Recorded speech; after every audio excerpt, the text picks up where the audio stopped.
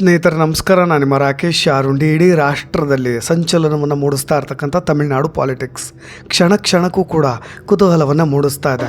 ನಟ ವಿಜಯ್ ಬಹುತೇಕ CM ಆಗೋದು ಪಕ್ಕ ಅನ್ನೋ ಲಕ್ಷಣಗಳು ಮೇಲ್ನೋಟಕ್ಕೆ ಕಾಣಿಸಿಕ್ತಾ ಇವೆ ಅಷ್ಟೇ. ಇದೊಂದು ತೂತು ಬಿದ್ದಿರೋ ಹಡಗಿದ್ದ ಹಾಗೆ ಯಾವಾಗ ಬೇಕಾದರೂ ಪತನ ಆಗಬಹುದು ಅನ್ನೋ ಆಘಾತಕಾರಿಯಾದಂಥ ಭವಿಷ್ಯದ ಅನುಮಾನಗಳನ್ನು ಅನೇಕ ಹಿರಿಯ ನಾಯಕರುಗಳೇ ವ್ಯಕ್ತಪಡಿಸ್ತಾ ಇರೋದು. VCK ಪಕ್ಷ ತೆಗೆದುಕೊಳ್ತಕ್ಕಂಥ ನಿರ್ಧಾರದ ಮೇಲೆ ಇದೀಗ TVK ಪಕ್ಷ ಸರ್ಕಾರವನ್ನು ರಚನೆ ಮಾಡುತ್ತಾ ಇಲ್ವಾ ಅನ್ನೋದು ನಿಂತಿರೋದು. ನಾವು ಯಾರನ್ನಾದರೂ ಬೇರೆಯವ್ರನ್ನ ಡಿಪೆಂಡ್ ಆಗಿಬಿಟ್ರೆ ಅನಿವಾರ್ಯವಾಗಿ ಡಿಪೆಂಡ್ ಆಗಲೇಬೇಕಾದಂಥ ಅನಿವಾರ್ಯತೆಯಲ್ಲಿ ನಿರ್ಮಾಣ ಆಗಿರೋದ್ರಿಂದ ಮುಂದೆ ಭವಿಷ್ಯದಲ್ಲೂ ಕೂಡ ಇದೊಂದು ರೀತಿಯಾಗಿ ಬ್ಯಾಲೆನ್ಸ್ಡ್ ಪಕ್ಷ ಅನ್ನೋ ರೀತಿಯಾಗಿ ಆಗಿಬಿಡುತ್ತೆ. ನೋಡಿ, ತಮಿಳುನಾಡು ರಾಜ್ಯಪಾಲ ರಾಜೇಂದ್ರ ವಿಶ್ವನಾಥ್ ಅರ್ಲೇಕರ್ ಅವರು ಪಕ್ಷ ಅತಿ ಹೆಚ್ಚು ಸ್ಥಾನಗಳನ್ನು ಗೆದ್ದಿದ್ದರೂ ಸಹಿತ TVK ಮುಖ್ಯಸ್ಥರಾಗಿರ್ತಕ್ಕಂಥ ಸಿ ಜೋಸೆಫ್ ವಿಜಯ್ ಅವ್ರನ್ನ ಬನ್ನಿ ನೀವು ಸರ್ಕಾರ ರಚನೆ ಮಾಡಿ ಅಂತ ಹೇಳಿ ಒಂದು ಆಹ್ವಾನ ಕೊಟ್ಟಿಲ್ಲ ಅಂತ ಹೇಳಿ ಇದನ್ನು ನಿರಾಕರಿಸ್ತಾ ಇರೋದನ್ನೇ ಪ್ರಶ್ನೆ ಮಾಡಿ ಮಾಜಿ IPS ಅಧಿಕಾರಿ ಆಗಿರ್ತಕ್ಕಂಥ M ರಾಮಸುಬ್ರಹ್ಮಣ್ಯ ಅವರು ಸುಪ್ರೀಂ ಕೋರ್ಟ್ ಮೆಟ್ಲೇರಿದ್ದಾರೆ. ನೋಡಿ, ಇದರ ಬೆನ್ನಲ್ಲೇ ಇದೀಗ ತಮಿಳುನಾಡು ಪಾಲಿಟಿಕ್ಸ್ನಲ್ಲಿ ಭಾರಿ ಕೋಲಾಹಲ ಹೇಳ್ತಾ ಇರೋದು. ಅಭಿಮಾನಿಗಳ ಆಕ್ರೋಶ ಕೂಡ ಬುಗಿಲು ಹೇಳ್ತಾ ಇದೆ. ನೀವು ಗಮನಿಸ್ತಾ ಇದ್ದೀರಿ ಪ್ರತಿ ಕ್ಷಣಕ್ಕೂ ಕೂಡ ಏನೆಲ್ಲ ಆಗ್ತಾ ಇದೆ ಅಂತ. ನಾನು ಕೊನೆಯ ಬಾರಿ ವಿಜಯ್ CM ಆಗೋದನ್ನು ನೋಡಲೇಬೇಕು, ಇಲ್ಲದೇ ಇದ್ದರೆ ನನ್ನ ಪ್ರಾಣವನ್ನು ಕೂಡ ಲೆಕ್ಕಿಸೋದಿಲ್ಲ ಅಂತ ಹೇಳಿ ತಮ್ಮ ಜೀವಕ್ಕೆ ಸಂಚಕಾರ ತಂದುಕೊಳ್ಳಿಕ್ಕೆ ಅನೇಕ ಅಭಿಮಾನಿಗಳು ಮುಂದಾಗ್ತಾ ಇರೋದು. ಈ ಹುಚ್ಚಾಟ ಯಾವ ಹಂತಕ್ಕೆ ಹೋಗಿ ನಿಲ್ಲುತ್ತೋ ಖಂಡಿತವಾಗೂ ಗೊತ್ತಿಲ್ಲ. ಆದರೆ ಅಂಧಾಭಿಮಾನಕ್ಕೆ ಅನೇಕರು ಆತಂಕವನ್ನು ವ್ಯಕ್ತಪಡಿಸ್ತಾ ಇರೋದು. ಈ ಎಲ್ಲ ಡೆವಲಪ್ಮೆಂಟ್ಸ್ಗಳ ನಡುವೆ ರಾಜ್ಯಪಾಲರನ್ನು ಮತ್ತೊಮ್ಮೆ ಭೇಟಿ ಆಗ್ತಾ ಇರ್ತಕ್ಕಂಥ ನಟ ವಿಜಯ್ ಕೊನೆಗೂ ಕೂಡ ಸರಳ ಬಹುಮತವನ್ನು ಸಾಬೀತುಪಡಿಸಲಿಕ್ಕೆ ಅನುಮತಿ ಕೋರೋದಕ್ಕೆ ಮುಂದಾಗಿದ್ದಾರೆ. ಈ ರಾಜಕೀಯ ಪ್ರಹಸನ ಯಾವ ಹಂತಕ್ಕೆ ಹೋಗಿ ತಲುಪಬಲ್ಲದು ಏನೂ ಗೊತ್ತಿಲ್ಲ. ಫೈನಲಿ DMK ಎಕ್ಸ್ ಖಾತೆಯಲ್ಲಿ ತಮಿಳುನಾಡಿನಲ್ಲಿ ಅಧಿಕಾರಕ್ಕೆ ಬರ್ತಾ ಇರ್ತಕ್ಕಂಥ ಹೊಸ ಪಕ್ಷಕ್ಕೆ ಅಭಿನಂದನೆಗಳನ್ನು ಸಲ್ಲಿಸ್ತಾ ಇದ್ದಾರೆ. ಅದು ಒಂದು ರೀತಿಯಾಗಿ ಮಾರ್ಮಿಕ ಪೋಸ್ಟ್ ರೀತಿಯಾಗಿರಬಹುದು. ಯಾಕೆಂದರೆ ಎಲ್ಲ ಗೊಂದಲಗಳ ನಡುವೆ ಇದೆಲ್ಲವನ್ನೂ ಕೂಡ ನಡೆಸ್ತಾ ಇರ್ತಕ್ಕಂಥ ಸೂತ್ರಧಾರಿಯೇ MK ಸ್ಟಾಲಿನ್ ಅನ್ನೋ ಮಾತುಗಳು ಕೂಡ ಇದೆ ತಮಿಳುನಾಡಿನಲ್ಲಿ.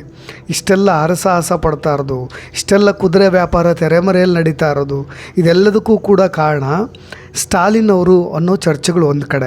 ಇನ್ನು ರಾಜ್ಯಪಾಲರ ವರ್ತನೆ ಕೇಂದ್ರ ಸರ್ಕಾರದ ಅಣತಿಯಂತೆ ನಡೀತಾ ಇದೆ. ಅವರು RSSನ ನಂಟಿದೆ ಅವರಿಗೆ, BJPಯ ಲೀಡರ್ ಕೂಡ ಹೌದು, ರಾಜಕಾರಣಿ ಆಗಿದ್ದಂಥವ್ರು ಅನ್ನೋ ಥರದ ಮಾತುಗಳು. ನೋಡಿ, ಇದೀಗ 3ನೇ ಬಾರಿ, ಕೇವಲ 3 ದಿನದಲ್ಲಿ 3 ಬಾರಿ ಈಗ ಗವರ್ನರ್ ಮೀಟ್ ಆಗ್ತಾ ಇರ್ತಕ್ಕಂಥ ವಿಜಯ್ ರಾಜಕೀಯದಲ್ಲಿ ಹೊಸ ಅಧ್ಯಾಯಕ್ಕೆ ಮುನ್ನಡಿ ಬರಿತಾ ಇದ್ದಾರೆ.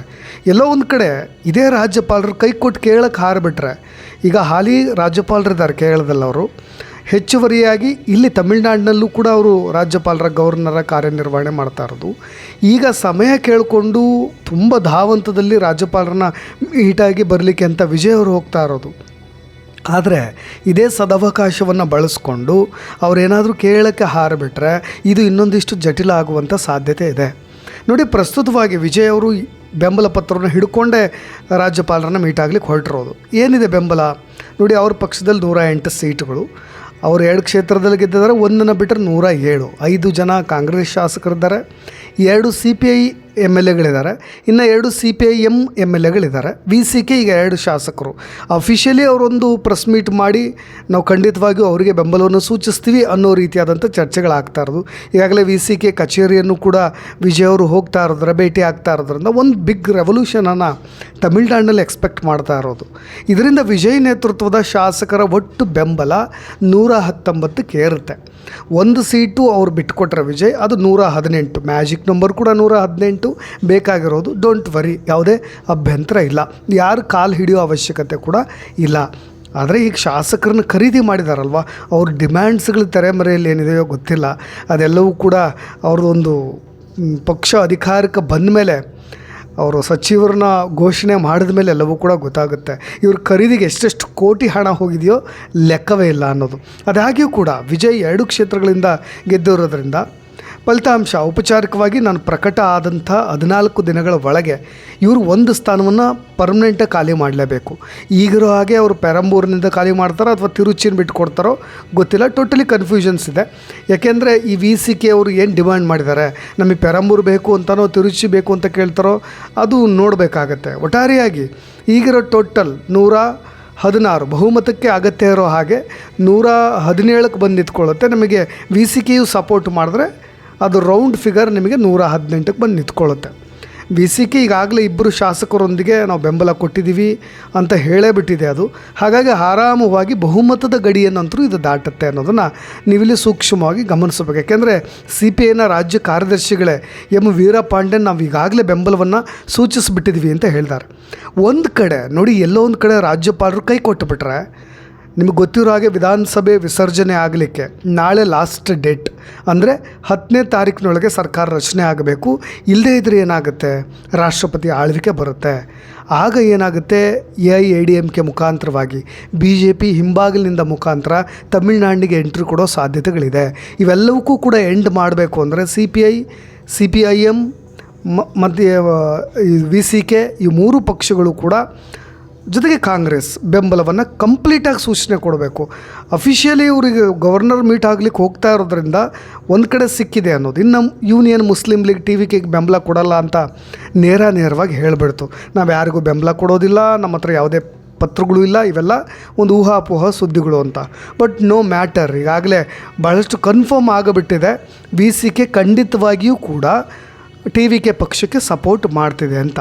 ನಾನು ಅದಕ್ಕೆ ಆರಂಭದಲ್ಲಿ ಹೇಳಿದೆ, ಈ ಎಲ್ಲ ಬೆಳವಣಿಗೆಗಳ ನಡುವೆ ರಾಜ್ಯಪಾಲರನ್ನು ಬೇಗ ಮೀಟ್ ಆಗಬೇಕು, ಅವರೊಂದು ಅವಕಾಶವನ್ನು ಕೊಡಬೇಕು ಸರಳ ಬಹುಮತವನ್ನು ಸಾಬೀತುಪಡಿಸಲಿಕ್ಕೆ. ತಮಿಳುನಾಡಿನಲ್ಲಿ ನಡೀತಾ ಇರ್ತಕ್ಕಂಥ ಈ ಸರ್ಕಾರದ ರಚನೆ ಪ್ರಕ್ರಿಯೆಯಲ್ಲಿ ಒಂದು VCK ಪಕ್ಷ ತುಂಬ ನಿರ್ಣಯ ಆಗುತ್ತೆ. ಅವರು ಎಲ್ಲೋ ಒಂದು ಕಡೆ DCM ಪೋಸ್ಟನ್ನು ಕೇಳಿದ್ದಾರೆ ಅನ್ನೋ ಒಂದಿಷ್ಟು ಅನುಮಾನಗಳು ಕೂಡ ವ್ಯಕ್ತವಾಗ್ತಾ ಇರೋದು, ಚರ್ಚೆ ಕೂಡ ಶುರುವಾಗ್ತಾ ಇರೋದು. VCKಯ ನಾಯಕ ವನ್ನಿ ಅರಸು ಕೂಡ ಅವರು ಅದನ್ನು ಹೇಳಿಬಿಟ್ರು, ಇಲ್ಲ ನಾವು ಈ ಥರದ ಒಂದು ಬೆಳವಣಿಗೆಗಳ ನಡುವೆ ನಾವು ನಿರ್ಣಾಯಕ ಪಾತ್ರವನ್ನು ವಹಿಸ್ತಾ ಇದ್ದೀವಿ, ಇದರಲ್ಲಿ ಒಂದು ಕೇಂದ್ರ ಶಕ್ತಿಯಾಗೆ ನಾವು ಹೊರಹೊಮ್ತೀವಿ ಅನ್ನೋ ರೀತಿಯಾಗಿ ಅವರು ಎಕ್ಸ್ ಖಾತೆಯಲ್ಲಿ ಹಂಚ್ಕೊಂಡಿರೋದ್ರಿಂದ ಫೈನಲಿ ಅವ್ರ ಸಪೋರ್ಟ್ ಅಂತರೂ ಸಿಕ್ಕಂಗೆ ಆಗುತ್ತೆ. ಇನ್ನು ನೋಡಿ, 234 ಸದಸ್ಯ ಬಲದ ವಿಧಾನಸಭೆಯಲ್ಲಿ TVK ಇನ್ನೂ ಕೂಡ ಬಹುಮತದ ಕೊರತೆಯನ್ನು ಎದುರಿಸ್ತಾ ಇರಬೇಕಾದ್ರೆ VCK ನಿರ್ಣಾಯಕ ಪಾತ್ರವನ್ನು ವಹಿಸಿಬಿಟ್ರೆ ಇನ್ನು ಅವರು ತುಂಬ ಸುಲಭ ಸಾಧ್ಯವಾಗಿಬಿಡುತ್ತೆ ಅನ್ನೋ ಥರದ ಚರ್ಚೆಗಳ ನಡುವೆ ಈಗ ಭಾರೀ ಕೋಲಾಹಲವನ್ನು ಎಬ್ಬಿಸ್ತಾ ಇರೋದು ಪಳನಿಸ್ವಾಮಿಯವರ ಸ್ಟೇಟ್ಮೆಂಟ್ಗಳಿರ್ಬೋದು, DMK ಹಂಚ್ಕೊಳ್ತಾ ಇರ್ತಕ್ಕಂಥ ಪೋಸ್ಟ್ಗಳಿರ್ಬೋದು, ಇವೆಲ್ಲವೂ ಕೂಡ ಇನ್ನೂ ಕೂಡ ಕುತೂಹಲವನ್ನು ಮೂಡಿಸ್ತಾ ಇದ್ದಾವೆ. ಮತ್ತು ಇದು ನಾನು ಹೇಳಿದೆ, ವಿಜಯ್ ಅವರು CM ಆಗೋದನ್ನು ನಾವು ಖಂಡಿತವಾಗೂ ನೋಡಲೇಬೇಕು ಅನ್ನೋ ರೀತಿಯಾಗಿ ಪ್ರಾಣವನ್ನೇ ಕಳೆದುಕೊಳ್ಳಿಕ್ಕೆ ಮುಂದಾಗ್ತಾ ಇರೋದು, ಎಲ್ಲೋ ಬ್ಲೇಡ್ನಿಂದ ಕೈ ಕೊಳ್ಕೊಳ್ಳಿಕ್ಕೆ ಮುಂದಾಗ್ತಾ ಇರೋದು, ಪೆಟ್ರೋಲ್ಗಳನ್ನು ಸುರಿದುಕೊಳ್ಳಿಕ್ಕೆ ಮುಂದಾಗ್ತಾ ಇರೋದು, ಈ ಥರದ ಭಾರಿ ಆಘಾತಕಾರಿಯಾದಂಥ ಘಟನೆಗಳನ್ನು ನೋಡ್ತಾ ಇದ್ರಿ. ಯಾವುದೋ ಸೊಳ್ಳೆ ಬತ್ತಿಯನ್ನು ತಿಂದು ಪ್ರಾಣವನ್ನು ಕಳೆದುಕೊಳ್ಳಿಕ್ಕೆ ಹೋಗೋದಂಥವ್ರು ಕೂಡ ಒಂದಿಲ್ಲೊಂದು ಘಟನೆಗಳು ರಿಪೋರ್ಟ್ ಆಗ್ತಾನೆ ಇದಾವೆ ಕ್ಷಣಕ್ಕೂ ಕೂಡ. ಬಟ್ ಇದು ಒಂದು ಸೆನ್ಸೇಷನ್ಗಂತೂ ಕಾರಣ ಆಗುತ್ತೆ. ಬಟ್ ನಾಳೆ ಲಾಸ್ಟ್ ಡೇಟ್ ಅಂತ ಹೇಳಿದೆ. ಈಗ ಸುಪ್ರೀಂ ಕೋರ್ಟ್ಗೂ ಕೂಡ ಇವರು ಮೆಟ್ಲೇರಲಿಕ್ಕೆ ಸಿದ್ಧರಾಗಿದ್ದಾರೆ. ಬಟ್ ಸುಪ್ರೀಂ ಕೋರ್ಟ್ ಹೋದರೆ ಏನಾಗುತ್ತೆ ಅನ್ನೋ ಒಂದಿಷ್ಟು ಡೀಟೇಲ್ನ ನೋಡ್ತಾ ಹೋಗೋಣ. ನೋಡಿ, ಸಂವಿಧಾನದ ಪ್ರಕಾರ ರಾಜ್ಯಪಾಲರಿಗೆ ಒಂದು ವಿವೇಚನಾಧಿಕಾರ ಇರುತ್ತೆ, ಅದನ್ನು ದುರುಪಯೋಗ ಪಡಿಸ್ಕೊಳ್ಬಾರ್ದು ಯಾರು ಕೂಡ. ಅದು ಸುಪ್ರೀಂ ಕೋರ್ಟ್ ಆರ್ಡ್ರ್ ಕೂಡ ಆಗಿದೆ. ಬಹುಮತ ಸಾಬೀತುಪಡಿಸಲಿಕ್ಕೆ ಸದನವೇ ಅಂತಿಮ ವೇದಿಕೆ ಆಗಬೇಕೇ ಹೊರತು ರಾಜಭವನ ಅಲ್ಲ.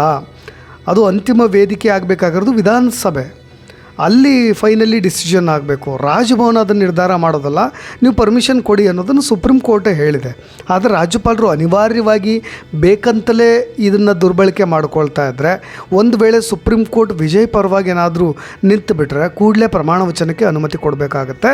24 ಅಥವಾ 48 ಗಂಟೆ ಒಳಗೆ ನೀವು ಸದನದಲ್ಲೇ ವಿಶ್ವಾಸ ಮತವನ್ನು, ಅಂದರೆ ಫ್ಲೋರ್ ಟೆಸ್ಟ್ ಅಂತ ಹೇಳಿ ಕರಿತೀವಿ, ನಿಮಗೆ ಸಾಬೀತು ಮಾಡಲಿಕ್ಕೆ ಒಂದು ಡೆಡ್ಲೈನ್ ಅಂತ ಕೊಡ್ಬೋದು ಸುಪ್ರೀಂ ಕೋರ್ಟ್. ಅದನ್ನು ನೀವು ಯಡಿಯೂರಪ್ಪ ಕೇಸ್ನಲ್ಲೂ ಕೂಡ ಭಾಳಷ್ಟು ಸರಿ ನೋಡಿದ್ದೀರಿ. ತುರ್ತು ವಿಚಾರಣೆಯನ್ನು ನಡೆಸಿ ಸುಪ್ರೀಂ ಕೋರ್ಟ್ ಒಂದು ಐತಿಹಾಸಿಕ ತೀರ್ಪು ಕೊಟ್ಟಿತ್ತು. ಸೊ ವಿಜಯ್ ಕೇಸ್ನಲ್ಲೂ ಕೂಡ ಸುಪ್ರೀಂ ಕೋರ್ಟಿಗೆ ಈಗಾಗಲೇ ಹೋಗಿರೋ ಕಾರಣವಾಗಿ ನಾಳೆ ಇದೇನಾದರೂ ಆಗದೇ ಇದ್ದರೆ ಇನ್ನು ಹಿರಿಯ ವಕೀಲರನ್ನ ಇಟ್ಟುಕೊಂಡು ಸುಪ್ರೀಂ ಕೋರ್ಟ್ನಲ್ಲಿ ವಾದವನ್ನು ಮಂಡನೆ ಮಾಡಿ ತುರ್ತು ವಾದ ಮಂಡನೆ ಆಗಬೇಕು. ರಿಟ್ ಅರ್ಜಿಯನ್ನು ಈಗಾಗಲೇ ಸುಪ್ರೀಂ ಕೋರ್ಟ್ನಲ್ಲಿ ಸಲ್ಲಿಸಿರೋದ್ರಿಂದ ಕೋರ್ಟ್ ರಾಜ್ಯಪಾಲರ ಕಾರ್ಯದರ್ಶಿಗೂ ಕೂಡ ನೋಟಿಸ್ ಜಾರಿ ಮಾಡುತ್ತೆ. ಸರ್ಕಾರ ರಚನೆ ಮಾಡಲಿಕ್ಕೆ ಆಹ್ವಾನ ನೀಡಲಿಕ್ಕೂ ಕೂಡ ಯಾವ ಆಧಾರದ ಮೇಲೆ ವಿಳಂಬ ಮಾಡಲಾಗ್ತಾ ಇದೆ ಅನ್ನೋ ಒಂದು ರಿಪೋರ್ಟನ್ನು ಕೂಡ ಸುಪ್ರೀಂ ಕೋರ್ಟ್ ಕೇಳಬಹುದು. ಒಂದು ರೀತಿಯಾಗಿ ರಾಜಭವನದ ಮೇಲೆ ಒಂದು ಒತ್ತಡ ಬರುತ್ತೆ, ಇದರ ಮೇಲೆ ಪ್ರೆಸರ್ ಬರುತ್ತೆ. ಯಾಕಿಷ್ಟು ಡಿಲೇ ಮಾಡ್ತಾಯಿದ್ರಿ, ಇಡೀ ರಾಷ್ಟ್ರ ನೋಡ್ತಾ ಇದೆ ಅಂತ. ಒಟ್ಟಾರೆಯಾಗಿ ಪಟ್ಟಾಭಿಷೇಕದ ಪ್ರಕ್ರಿಯೆ ಏನಿದೆ ಅದು ತುಂಬ ಸ್ಪೀಡಾಗಿ ಆಗಬಹುದು ಸುಪ್ರೀಂ ಕೋರ್ಟ್ ಏನಾದರೂ ಆರ್ಡ್ರ್ ಪಾಸ್ ಮಾಡಿದ್ರೆ.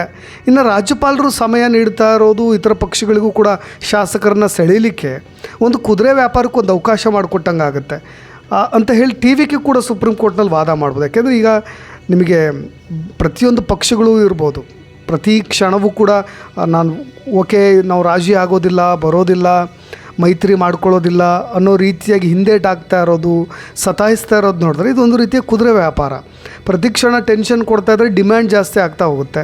ಇರ್ತಕ್ಕಂಥ 2 ಸೀಟ್ಗಳು, ಕಾಂಗ್ರೆಸ್ 5 ಮಾತ್ರ, ಇನ್ನು 3 ಪಕ್ಷಗಳು ಕೇವಲ 2 ಸೀಟ್ಗಳು ಇಟ್ಕೊಂಡಿದ್ದಾವೆ. ಅವೆಲ್ಲವೂ ಕೂಡ ಎಷ್ಟೆಷ್ಟು ಕೋಟಿಗಳಿಗೆ ಯಾವ್ಯಾವ ಸ್ಥಾನಕ್ಕೆ ಡಿಮ್ಯಾಂಡ್ಗಳನ್ನು ಇಡ್ತಾ ಇದೆಯೋ ಅದಕ್ಕಂತೂ ಲೆಕ್ಕವೇ ಇಲ್ಲದಂತ ಆಗಿಬಿಟ್ಟಿದೆ.